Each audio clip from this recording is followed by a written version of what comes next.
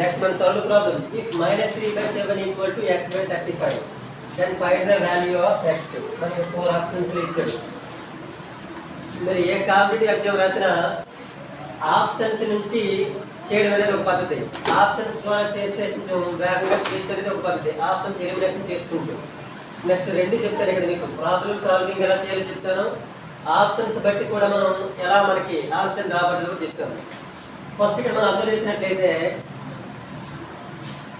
చూడగానే మనం 4 ఆప్షన్స్లో అట్లీస్ట్ ఒక 2 ఆప్షన్స్ మనం వెంటనే ఎలిమినేషన్ చేసే వీలు మనకు ఉండాలి. ఎలా అంటే ఇక్కడ చూడండి, మధ్యలో మనకి ఈక్వల్ సింబల్ ఏం చెప్తుంది, మనకి లెఫ్ట్ సైడ్ రైట్ సైడ్ కూడా ఈక్వల్గా ఉండాలి. Equal symbol left side answer right side answer ఈక్వల్గా ఉండాలి. అందులో భాగంగా ఇక్కడ లెఫ్ట్ సైడ్ మనకి మైనస్ అనే సింబల్ కనిపిస్తుంది. అంటే ఖచ్చితంగా రైట్ సైడ్ కూడా మైనస్ అనే సైన్ ఉండాలి. ఓకేనా? లెఫ్ట్ సైడ్ ఎక్కడైతే మైనస్ ఉందో ఖచ్చితంగా రైట్ సైడ్ కూడా మైనస్ ఉండాలి. ఉండాలి అంటే ఎక్కడెక్కడైతే మనకి మైనస్ లేవో ఆ రెండు కూడా మనకి ఎలిమినేషన్ అయిపోతాయి. అంటే ఈ రెండు మనకి ఆన్సర్స్ కాదు, వెంటనే మనకు ఒక ఇండికేషన్ తెలుస్తుంది. నెక్స్ట్ మనకు ఉండే రెండు ఆప్షన్స్, రెండింటికి మైనస్ ఉంది కాబట్టి ఆ రెండింటిలో ఏదో ఒకటి ఖచ్చితంగా ఆన్సర్ అవుతుంది. ఇప్పుడు నెక్స్ట్ మరి ఏం చేయాలి అంటే చూడండి, ఇక్కడ ఒకసారి రాసుకుని -3/7 that is equal to x/35 అన్నాడు.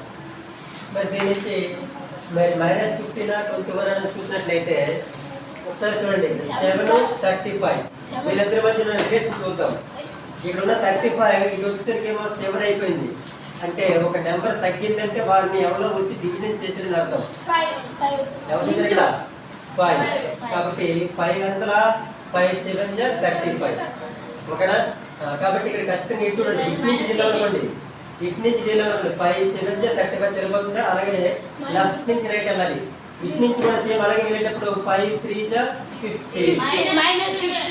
కాబట్టి ఆల్రెడీ మనకి మైనస్ ఏ ఉన్నది తెలిసింది కాబట్టి మనకి ఆన్సర్ ఎంత అవుతుందా? -15/35 అనేది మనకు కావాల్సిన ఆన్సర్. ఇక్కడ 5 టేబుల్తో డివైడ్ చేస్తే 5 -3 5 7. సో కాబట్టి మనకి ఆన్సర్ సరిపోతుంది. కాబట్టి సో ఆప్షన్ సి అనేది మనకి -15 రిక్వైర్డ్ ఆన్సర్. ఇది ఆప్షన్స్ ఉపయోగించేయడం. మరి ప్రాబ్లమ్ సాల్వింగ్ ఎలా చేస్తామో చూడండి ఒకసారి. మరి ముందు ఆప్షన్స్ ద్వారా ఎలా మనకి ఆన్సర్ రాబట్టలో చేసినట్టు ప్రాబ్లమ్ సాల్వింగ్ ఎలా అంటే చూడండి, -3/7 that is equal to x/35. అంటే ఇప్పుడు మనం ప్రాపర్సన్ తాలూకు లెక్కలు చేసేటప్పుడు చేస్తుంటాం. ఎలా అంటే మామూలు చూడండి, వీళ్ళిద్దరిని క్రాస్ మల్టిప్లికేషన్ చేస్తాం. ఎక్స్గా అనుకోవాలి. అంటే -3 దగ్గరేమో 35 వేసుకోవాలి, మధ్యలో ఈక్వల్ అలాగే వేసుకోవాలి. ఎక్స్ దగ్గరేమో 7 వేసుకోవాలి.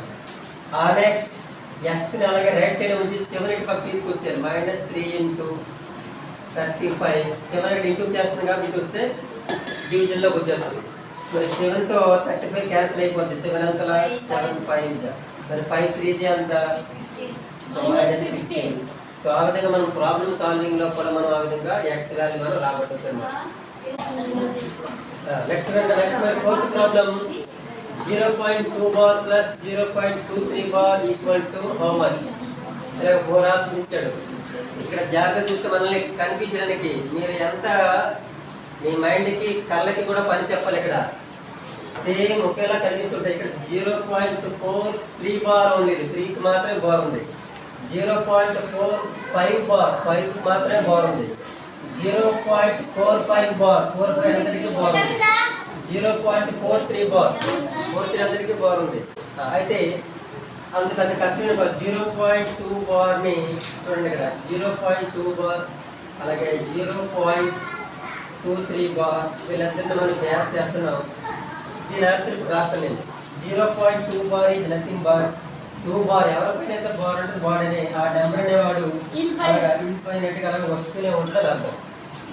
అలాగే 0.23 బార్ అంటే అర్థం ఏంటి? 23 అనేవాడు మాత్రమే అలా వస్తూ ఉంటుంది అర్థం. సో వీళ్ళిద్దరిని మనం సింపుల్ గా ప్లస్ చేస్తున్నాం అంతే.